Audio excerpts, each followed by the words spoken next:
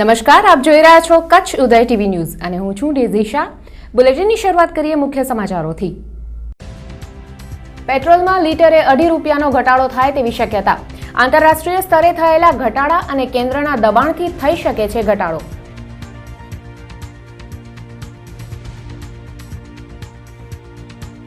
કચ્છભરમાં મહાવીર જયંતીની ઉલ્લાસપૂર્વક ઉજવણી. ઠેર ઠેર નીકળી શોભાયાત્રાઓ. મહાવીર જયંતી નિમિત્તે વાંકી તીર્થના કરીશું દર્શન.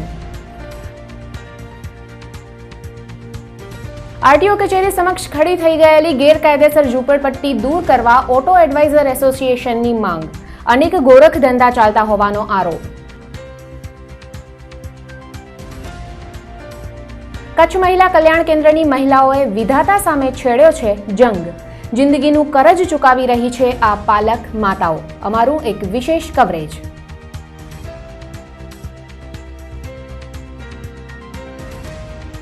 ને ઇન્ટરનેટ ટેલિવિઝનના યુગમાં પુસ્તકોએ પણ જાળવી રાખ્યું છે આગવું વર્ચસ્વ. પુસ્તકાલયોમાં વધી રહ્યા છે વાચકો.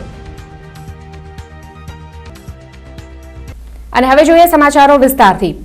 આંતરરાષ્ટ્રીય બજારમાં ક્રૂડ ઓઇલની કિંમતોમાં સતત થઈ રહેલા ઘટાડાના પગલે ભારતમાં પેટ્રોલ વધુ ₹2.5 જેટલું સસ્તું થવાની શક્યતાઓ છે.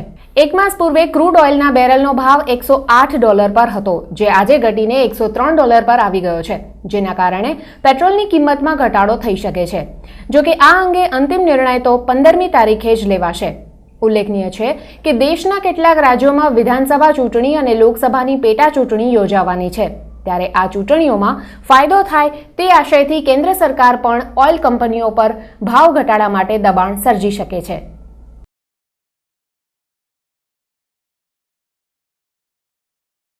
કચ્છમાંથી ખસેડી લેવાયેલા પાસપોર્ટ કેન્દ્રને ફરી શરૂ કરવા કચ્છના સાંસદ પૂનમબેન જાટે વિદેશ મંત્રી સલમાન ખુરશીદ સમક્ષ રજૂઆત કરી છે. નવી દિલ્હીમાં હાલ લોકસભાનું સત્ર ચાલી રહ્યું છે.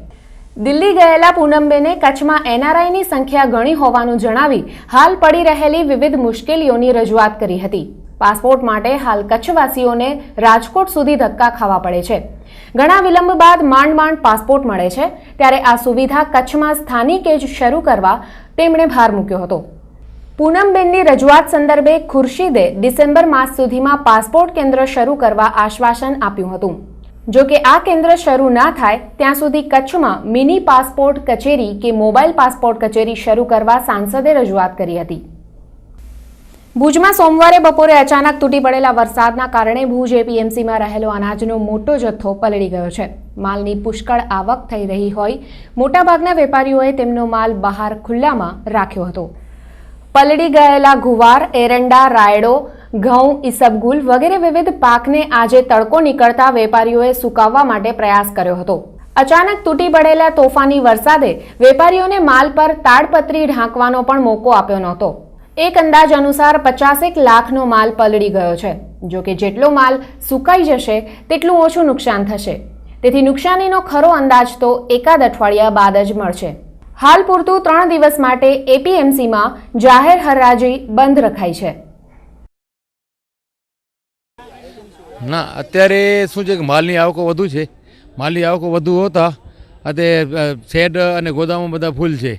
એટલે એ બધા વધુ માલો આવતા હોય એટલે એને બહાર તો રાખવા જ પડે. અને અત્યારે પાછું સિઝન હતી નહીં ને ઓછીતું થયું એટલે માણસોને બીજી પૂર્વ તૈયારી કરવાનો પણ સમય મળ્યો નહીં કોઈને પણ. એટલે અત્યારે જે થયું છે એ માનવ સર્જિત નથી, કોઈ કુદરતી થયું એનામાં કાંઈ આપણે કરી શકીએ પરિસ્થિતિ હતી નહીં. રૂપિયાનો કાંઈ અંદાજ અત્યારે નીકળી શકે નહીં કે ગોરીઓ અત્યારે ઠલાવવામાં આવે છે એનામાં કેટલો માલ ડેમેજ થયો છે અને કેટલો સારો નીકળશે એનો કોઈ અંદાજ અત્યારે આવી શકે એવી પરિસ્થિતિ નથી. એટલે રૂપિયાની કોઈ ફિગર આપી ન શકીએ. બાકી ભૂણી એટલી પલળી ગઈ છે એ હકીકત છે.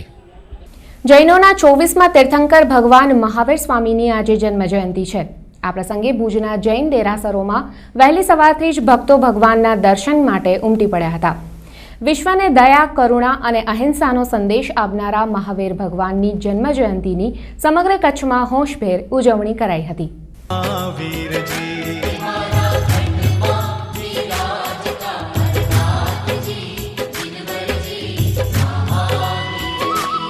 તારા દર્શન કરીને થયું પાવન અમન.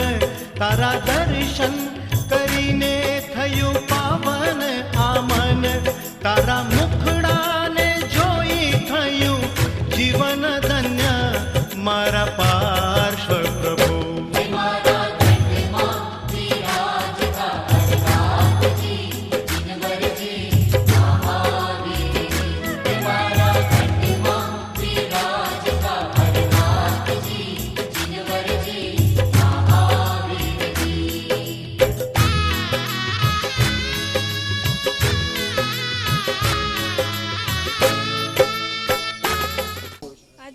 વર્ષનો બહુ જ મોટો મહિમા છે અમારામાં. વર્ષમાં એક જ વખત આવે છે કે મહાવીર જયંતિ.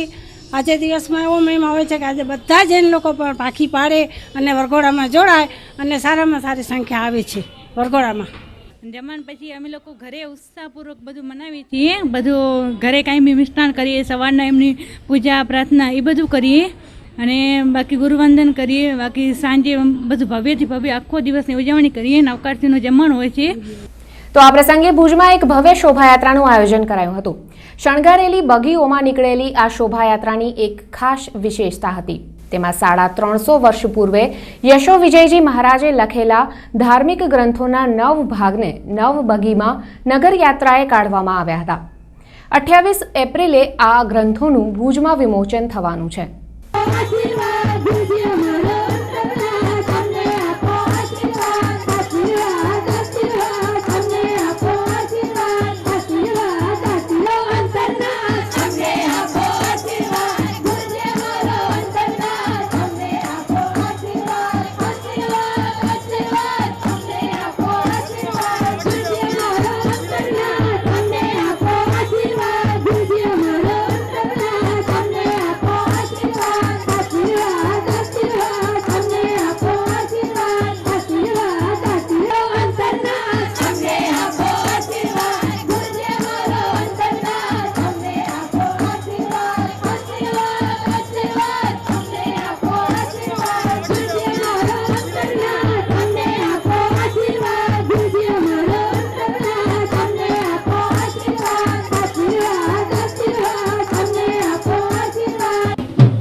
આજે જૈનોના 24મા તીર્થંકર સમણ ભગવાન મહાવીર મહારાજાનો જન્મ કલ્યાણકનો પવિત્ર દિવસ છે. જૈનોના ઘરે ઘરની અંદર આનંદ અને ઉલ્લાસ પરાકાષ્ઠાનો છે. ભુજના 7 સંઘ ભેગા થઈ અને પ્રભુ મહાવીર મહારાજાના જન્મ કલ્યાણકની ઉજવણી કરી રહેલા છે. અને સાથે સાથે સોનામાં સુગંધ ભળે તે રીતે 350 વર્ષ પૂર્વે થયેલા મહોપાધ્યાય યશો વિજયજી મહારાજ સાહેબ તેમણે રચેલો દ્રવ્યગુણ પર્યાય રાસ નામનો જે ગ્રંથ, એના ઉપર અર્વાચીન સંસ્કૃતની અંદર કોમેન્ટ્રી અને એનું ગુજરાતી વિવેચન 9 ભાગની અંદર તૈયાર થયેલું છે. એ 9 ભાગ 9 બગીની અંદર ગોઠવવામાં આવેલા છે. અને જ્ઞાનના પણ વધામણા અને જ્ઞાનનો પ્રકાશ પાથરનાર સમણ ભગવાન મહાવીર મહારાજાના જન્મ કલ્યાણકની પણ ઉજવણી આજના દિવસે થઈ રહેલ છે.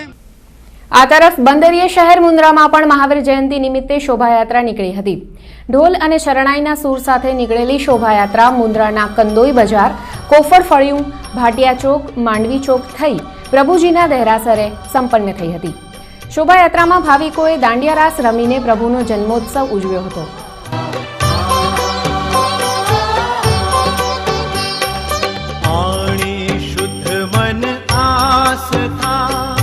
देव जुहारू शाश्वता आणे शुद्ध मन आस्था देव जुहारू शाश्वता परसनाथ मन वांछित पूं चिंता मणि मारी चिंता छूर शंखेश्वर दादा मारी चिंता छूर.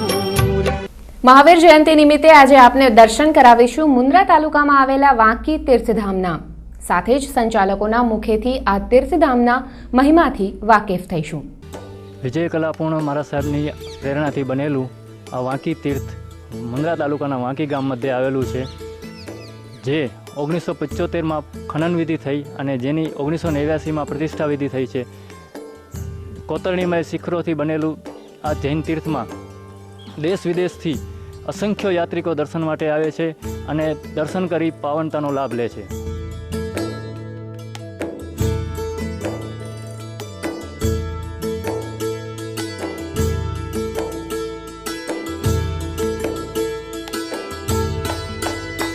આ પવિત્ર તીર્થધામમાં ખાસ આકર્ષણ એ છે મહાવીર સ્વામીના જીવન ચરિત્રને લગતા, દાખલા તરીકે જન્મ કલ્યાણક, દીક્ષા કલ્યાણક, જીવનમાં બનેલા સારા પ્રસંગો, અંતિમ ઉપદેશના, નિર્વાણ કલ્યાણક વગેરે પટ્ટે એવા બનાવેલા છે જે યાત્રિકોને આકર્ષે છે અને ઉત્સાહિત કરે છે ધર્મ માટે.